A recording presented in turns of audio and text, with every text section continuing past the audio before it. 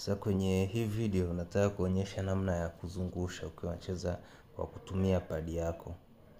Kwa namna ya kuzungusha ni simple. Kubwa kuna setting niliziposti hapo. Niliweka video fupi TikTok hapo, ila video ndefu nimeiweka YouTube. Unaweza ukacheki tu kwenye profile hapo, kuna link ya YouTube. Ukienda utakuta kuna video fulani ndefu ina dakika 10 na kuna nyingine nimefupisha ya dakika 5. Nimeseti padi taratibu sana kwamba hata mtu ambaye hajui kuseti au ndo mara ya kwanza anaweza akaitumia kaseti. Kwa ziko video kama mbili. Kuna part 1 ambayo ni namna ya kuunganisha nani yako ile na simu, ile application na simu na padi yako, alafu kuna video part 2 ambayo ndio nimeonyesha namna ya kuiseti padi. Kwa hiyo tunaenda. Sasa unaona hapo anavyozungusha. Kwa hiyo unachotakiwa ukifanya wakati unazungusha au una curve, usipige tena box, maana curve yetu tumesave ni R2.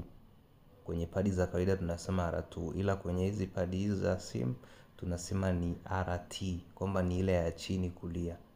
Kwa hiyo unatakiwa kufanya muda wa kuzungusha unashika hiyo RT peke yake, usipige tena na ile button ya kushoot. Wengi wanakosea hapo. Ukishapiga button ya kushoot, na maana command zitaenda kwenye button ya kushoot. Na pia uzuri akiwa mchezaji mzuri anajua kucurve, inakuwa vizuri. Kama huyo ni beki amekosa pale. Kwa hiyo utachagua mchezaji wako mzuri. Kama ni forward umeenda mbele, unajua sasa huyo anajua kuzungusha. Kwa mfano unaona Messi hapo, utaenda utashika RT yako. Nadhani naona kipa amecheza.